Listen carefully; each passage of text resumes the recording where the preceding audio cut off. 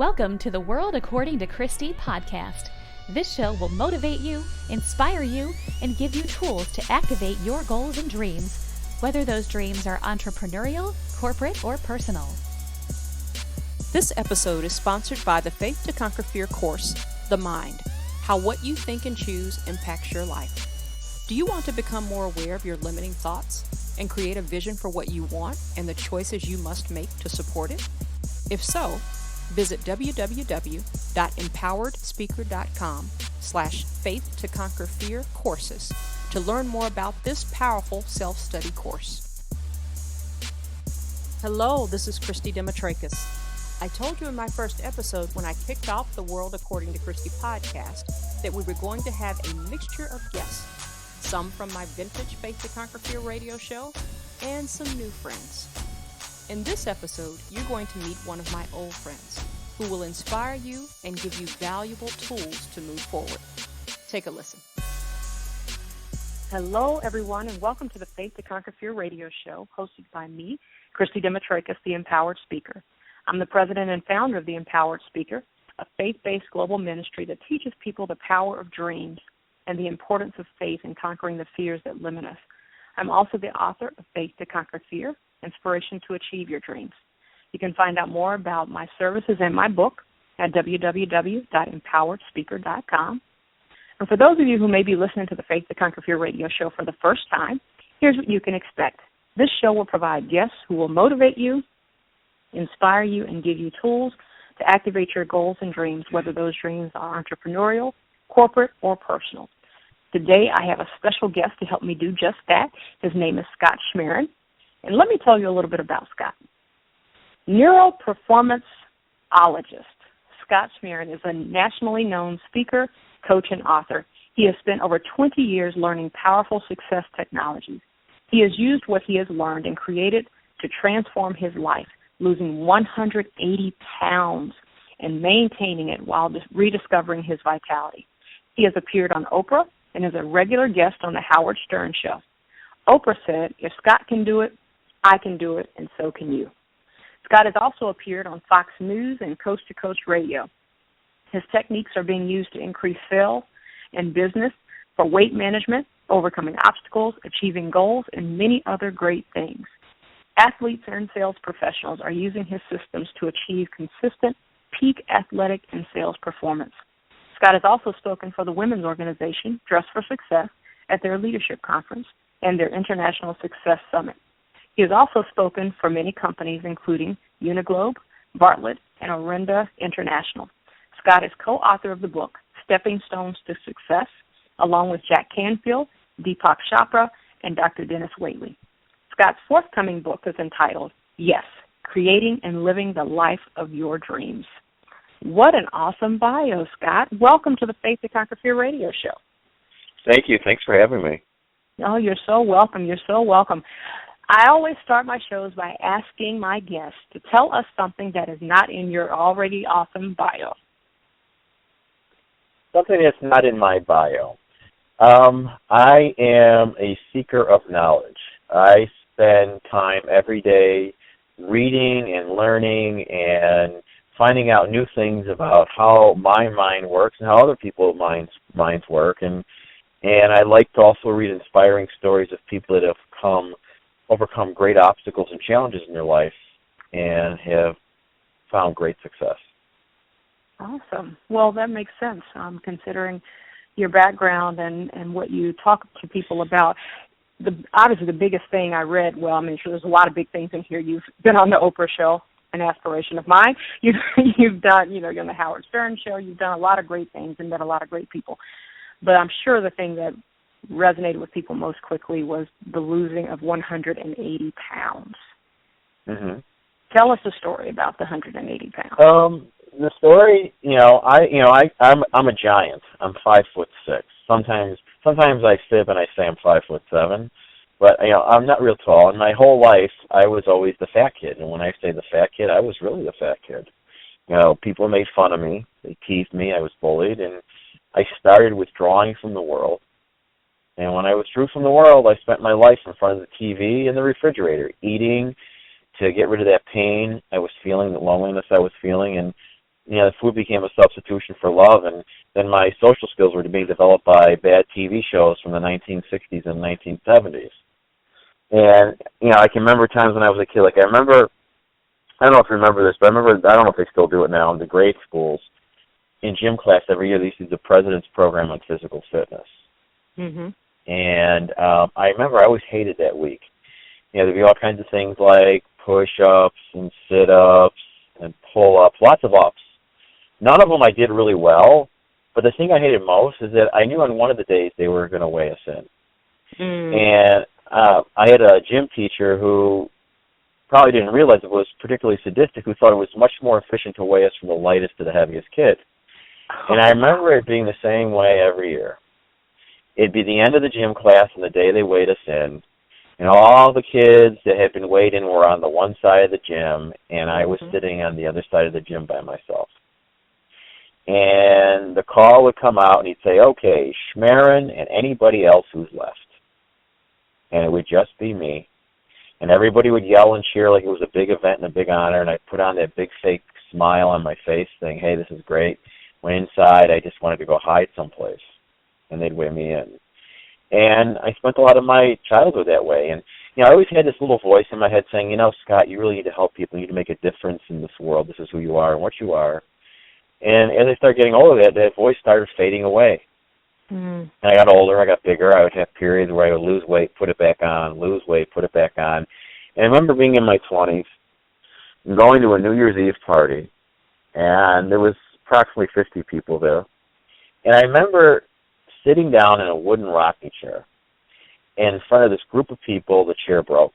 Actually, the best way to describe it is I crushed it. And there I was sitting on the floor, this short, fat guy who weighed over 300 pounds. And in a moment, the whole room just froze. And everybody turned around. And then almost simultaneously, everybody began to laugh. And I guess if you're looking at it, it was funny. To me, it was horrible. And all I could think about is I wish I was about an inch tall and I could go hide in a corner someplace. And I remember getting up, leaving, trying to keep my composure, and going back to my apartment. And I spent the rest of my New Year's Eve with my two best friends. A large sausage pizza from a place called Nick's, and a frozen Sara Lee cheesecake with the strawberries on it. I ate them all. And I was angry, and I was mad. I hated the world. I was blaming everybody else for my problems and my issues. And I remember just being stuffed and full and being miserable.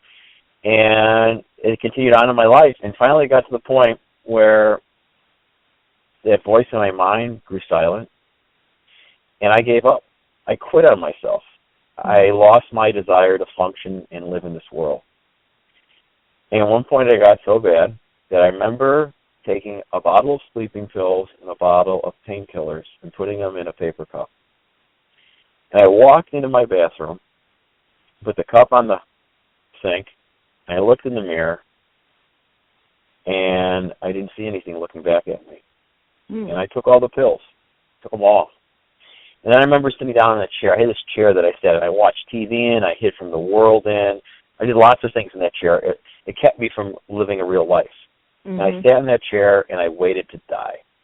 And I passed out at some point. And I remember waking up.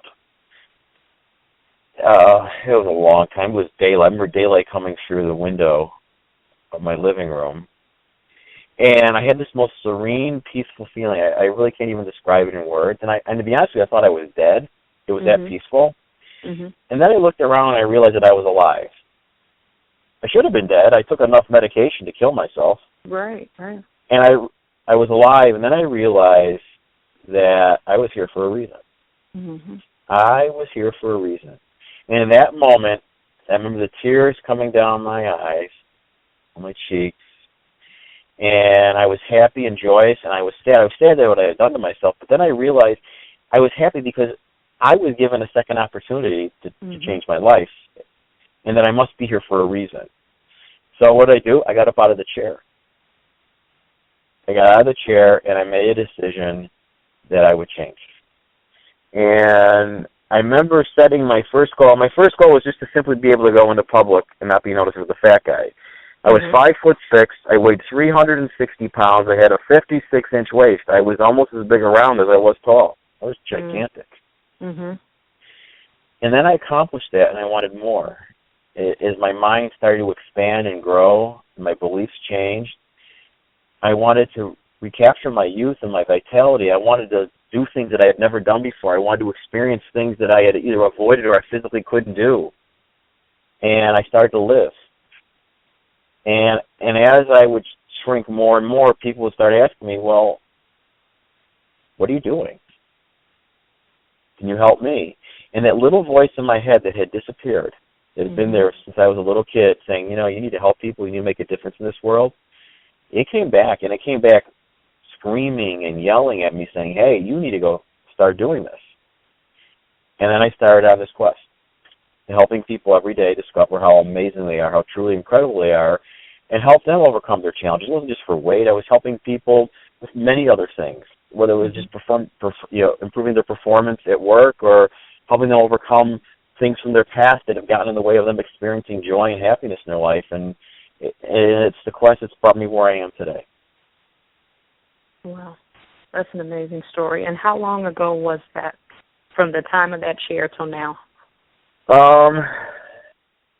I've been the way I am now for about 10 years. The quest started way before that. And sure. Yeah, I'll answer your question this way. You know, in the past, I would start a diet, and I could tell you the day that I started a diet and the day that it ended. And a lot of times they were on the same day. And when I made the fundamental shift in my mind and I changed the picture, I created this image for myself, and I created this affirmation that I have and I maintain easily every day for the rest of my life a strong, healthy, lean, attractive, youthful body weighing 175 pounds or less. And I burned that into my head. And that's the picture I started seeing of myself. And so, can I tell you when it actually started? I mean, I guess I started the process was probably close to 20 years ago. Because out of my frustration and that experience, I started studying how my mind worked. I wanted to know why I did these things to myself that I didn't really want to do, but yet I was doing anyway.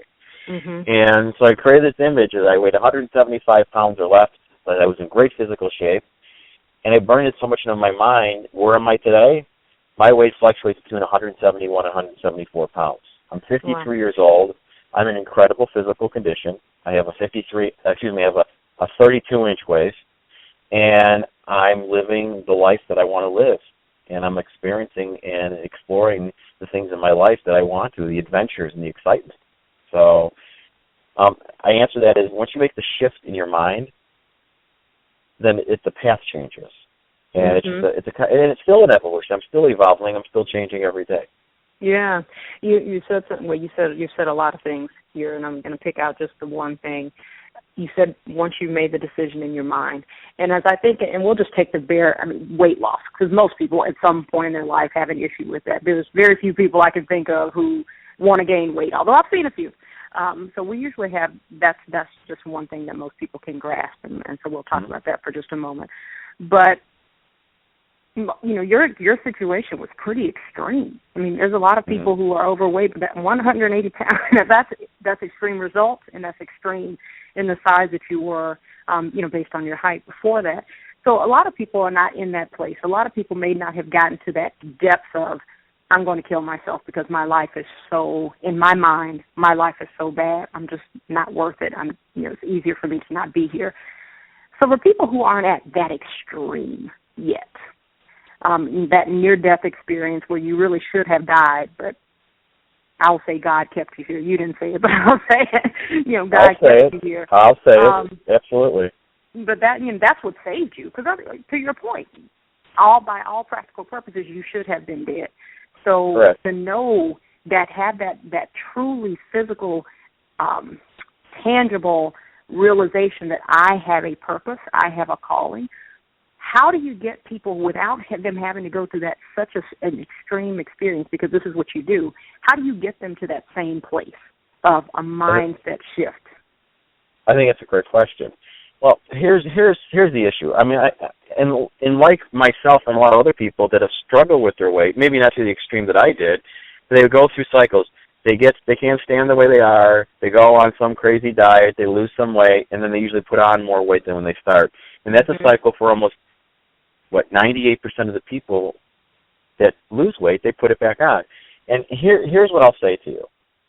We have it wrong. we have the concept that diet and exercise are the key to maintaining a healthy weight. They're not. They are important tools. However, if the image you have in your subconscious mind is that you're heavy and that you've been this way for a long time and you're comfortable and safe there, that it's not going to let you do that. It's going to pull you right back to that because that's what you know. That's where your comfort zone is, even though that sounds kind of wacky. The key is changing the pictures inside of your head. Once you change that fundamental picture, that vision you have of who you are, what you look like, and how you want to experience life, once that changes, your subconscious mind takes you on a different journey. It starts allowing you to use diet and exercise as tools that you will understand how to use. It's like if I give you a beautiful Stradivarius violin, it's an expensive instrument. But if you don't know how to play it, it's worthless to you as an instrument. And once you change the concept of how you perceive yourself, things start to make sense for you to do. Your subconscious mind is looking for things to fulfill that image and make it a reality. It's a goal-achieving organism. And it's always worked that way. The problem is we don't give it power and strength to go after the things we really want. We let it run wild, and it'll grab on the negative things. It doesn't distinguish between good and bad. Right. That's right. So if you're holding on to an image of yourself, think about it. If you're a kid, you had some struggles with your weight, you felt safe. Eating made you feel better. It comforted you. Maybe your mom kissed you on the knee when you skinned your knee and handed you a cookie, and then you start associating love to food. Okay? And if that's how you've always been, the moment you step out of that comfort zone and go to do something different, your mind goes, what are you doing? This is not what we're supposed to be doing. This is not who you are, so you better stop doing it. And it doesn't say that to you, but it talks to you in subtle ways. It says, you've been so good on your program. Why don't you go have some fun for a change? That's so true. So then you do it, and you go back, and then it starts to become 2 days a week, 3 days a week. And all of a sudden, one day, you wake up, and you're heavier than you ever were. You don't know how you got there. It just happened. So it's a fundamental shift in your thinking. In your bio, I read that you studied a lot of success techniques and technologies. Tell me a little bit about what your training is, what your background is, and how you use that to help. I am a certified clinical hypnotherapist. I use the hypnosis as a modality with my clients. I'm a certified NLP practitioner. I've studied all different types of meditation, creative visualizations. I'm a graduate of the Silva method. And I study and I develop a lot of my own things. And there are certain commonalities between all of them. And in a combination, they're very powerful tools. We're brought into this world, and no one has ever really given us an owner's manual on how to use our minds the correct way. And the few people that do figure it out have great success in their life. When I say success, it doesn't have to be financial. It's in all areas, whether they're business people, athletes, religious, world leaders, whatever it is. The people that figure out and how to tap into the power they have. Because, I come from the place when I work with my clients, they have everything they need inside of them already to accomplish what they want to accomplish. They either don't realize it, or they're using those skills and resources in some other area of their life. And all we got to do is help them make that realization and then move it over. Sounds so simple. Sounds so simple. It is simple. But it's hard to convince people that it's simple. What you're talking about is exactly, I hosted a conference back in April, Faith to Conquer Fear. It all starts with the mind. Very fitting that you're here with us talking about this concept, and everything you're saying are the things that we talked about. One of the things I've done at my conferences the past 2 years, not including this year, was to create a dream board or vision board. I changed it to dream board. But same concept. So as you talk about visualizing, getting that picture in your mind of yourself, obviously I had them literally cut out pictures, either Google images, whatever, so they could physically see it. You're talking of having that picture in your mind. Do you think the two is one better than the other, having the image in your mind versus literally cutting out some pictures and I think it's worth doing both. So if you have time for a quick story, I'll give you an example of how anything. I have a client that I work with, and she was an amateur bodybuilder, and her goal was to win a national championship and become a top level pro. and then take her training business up to the next level and open her own gym for fitness competitors. Okay? Big goal. She always was falling short. And so I started working with her. And I started working with her in the cycle she was getting ready for a national championship. And she changed none of her training, but all we did was change. And what I realized is she didn't really have a clear vision of who she was and what she wanted. Mm-hmm. So I helped her create this incredible movie inside of her head of what it would be like to win this championship, and it was real. And then she saw her business growing and her gym expanding and opening her own gym. So what happened? This is in 2013. In July, she goes to Pittsburgh and she enters a national professional competition. She enters in 3 age divisions. She wins all 3 age divisions, and she wins not only one professional, but she wins 3. She wins the women's all-around. Now, here's what's interesting. She's 56 years old when she did that. She was the oldest woman ever to do that. She won her age division. She won the age division under her. She won the age division under that one. The woman she beat in the overall was almost half her age. Fast forward, she wins this national competition. She does something that's never been done before. A year later, her gym opens up. Working with fitness competitors, training them. 6 months later, business is expanding, gym gets bigger. It's expanding and it's getting ready to expand again. So all things are possible if you believe. And it all starts with the mind. It literally does all start with the mind, and it's the one thing we know the least about, but it's the one thing that can really cause most things to happen. I mean, literally. And I'm not going to sit here and think I'm a rocket scientist and turn into a rocket scientist. That is. And I'm not either. But there are some things that I have on my vision board and I adjust my vision board each year, because as some things happen, I have new goals, new visions, or if you've just achieved some things. And one of the things I have on mine is New York Times best-selling author. And this is from the person who would tell you that I don't even like to write. So I have the one book and people, oh, do you love to write? Actually, no, I don't.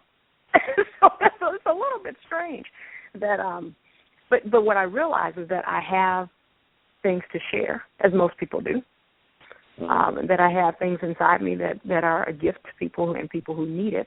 And so one of the other things I have on there is to speak to millions. And so what I said is, God, I want you to use me in whatever way is going to get your message out to the most people. And whether that's in speaking, whether that's in writing a book, whether that's whatever, that's how I've asked God to use me. So just literally seeing that on my mirror every morning, in my mind I'm going, okay, right, like seriously, Christy, you don't even like to write. But at the same time, I'm working on the second book. And every time I sit down to write that book, I go, I thank you, God, that this is going to be the New York Times best-selling, on the New York Times best-selling list. So it's sometimes your mind is a little bit conflicted, because your reality, because this is something I also talk to people about, is you're comparing your current reality to what your future is. You have to understand where you currently are to know what your vision is and what you need to do to kind of get there. But the mind is a funny thing, because it will trip you up or it can propel you. Yes. So I love what you do. Hypnosis. Fact or fiction? You would say fact, I'm sure, right? There's obviously a lot of, every time we see something about hypnosis, it's on some movie and people going, right, is that really real? Well, it is real. I mean, it's not a magical, mystical thing. It's a natural state of mind. You're in and out of that state of mind all day long. And how many times you drive to work and you don't remember driving there? Yet you got there, you didn't run anybody over, you didn't destroy your car. How did you do that? You did it on autopilot. Or another example is going to the movie theater and watching a great movie, and you're lost in the movie for 3 hours and none of the world exists, and the movie's over and it seemed like 10 minutes went by. Those are states of hypnosis. Hypnosis is simply a monofocused state of mind. You're focusing all your attention on one thing. Everything else fades away in the background, and you open up this wonderful doorway between your conscious mind and your subconscious mind, and you can affect change that way. That's all it is. And it's a powerful tool. Who are the best it allows candidates people to make the changes. at the very core levels of their subconscious mind, which is where they need to be taken, that needs to take place. Right. And it's a wonderful tool. Who are the best candidates for hypnosis? Everybody, unless you have some physical damage to your brain. Everybody. I've never worked with anybody that's not been. And people say, "Oh, I'm not hypnotizing." Well, yeah, you are. And there are different levels of trance state too. So you can be in a conversation. You and I are in a light trance state now. We're in rapport, having a conversation on the radio. Same thing. Wow.